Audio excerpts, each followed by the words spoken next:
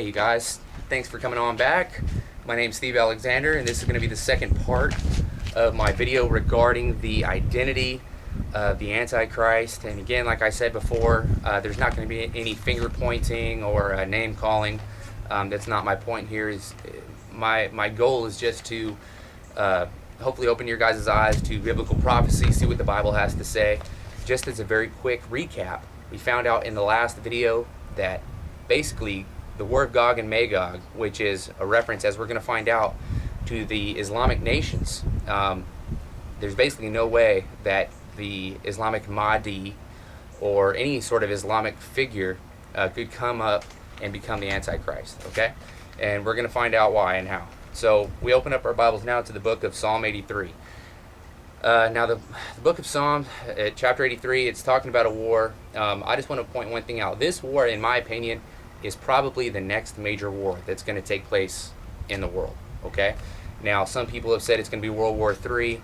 I believe it could be the first phase of World War III, or it could be, the whole thing, and then leads into World War IV, which is Ezekiel 38-39. I'm not real sure how that's going to play out. But it's Psalm 83, it says, at verse 4, it says, they have said, "Come and let us wipe them out as a nation." Now that's a reference to Israel. "That the name of Israel may be remembered no more. For they have conspired together with one mind against you, they make a covenant.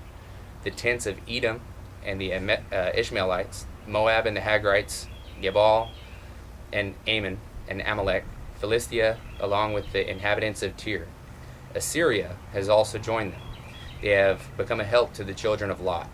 Okay, now who exactly are all these different nations? You have the tents of Edom, Ishmaelites, Moab, Hagrites, Gebal, Ammon, Amalek, Philistia, and Tyre. Now these are Arabic Muslim countries that directly surround Israel in modern time. Okay, now these include Jordan, now whenever I refer to Jordan, that's also including the modern day Palestinians. Okay, the people that have given themselves the name Palestinian. All right, and it also includes Syria and Lebanon. All right, and also most likely includes Saudi Arabia, and we know that Saudi Arabia has always been behind the funding of terrorism, okay, in the world. They're always behind it. Okay, now after these wars take place, I believe that's when the rapture of the church is going to happen, okay? I'm going to go into a little bit more detail on that on a later video, but in a nutshell, what I believe is going to happen is these wars of Isaiah 17 and Psalm 83, once those take place, okay, these countries are going to pretty much be destroyed, and then I believe the rapture of the church is going to happen. Now these non-Arab Islamic countries that we're going to go into here regarding Ezekiel 38-39, they're more than likely going to say Allah has taken out the great Satan, the Christians, the westernized world, through the rapture. Now they're going to, obviously they don't know what took place. Some people are going to probably say that it's UFOs or whatever. They're going to say Allah has taken out the great Satan, but it's our job to take out the little Satan, which according to them is the Jews, okay, even though that's their greatest enemy. So then that brings us to the war of Ezekiel 38-39, all right? Now Ezekiel 38, it says, "And the word of the Lord came to me, saying, Son of man, set your face towards Gog and of the land of Magog, the prince of Rosh, Meshech, and Tubal, and prophesy against him. Thus saith the Lord God, Behold, I am against you, O Gog, prince of Rosh, Meshech, and Tubal. I will turn you about and put hooks in your jaws, and I will bring you out, and all your army, horses and horsemen, all of them, splendidly attired, a great company with buckler and shield, and all of them wielding swords. Persia, Ethiopia, and put with them, all of them with shield and helmet. Gomer with all its troops. Beth Togarmah from the remotest parts of the north with all of its troops, and many people with you." So this is a huge assault on Israel.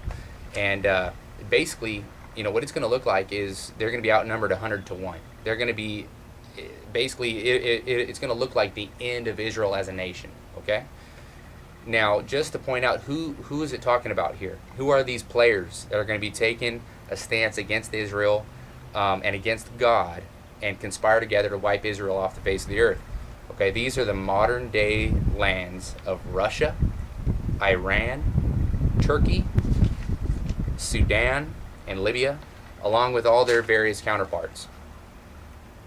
And we know that the Antichrist is going to be driven directly by Satan. So we've already pointed out now that if all these different nations get destroyed before the 70th week of Daniel, okay, it's going to open up an opportunity for the Antichrist to put forth a peace treaty. After all these wars, World War III, possibly World War IV, going up against Israel, this Antichrist is going to come along, and he's going to rule and take power with diplomacy, with peace, a false peace, and we know that he's driven directly by Satan.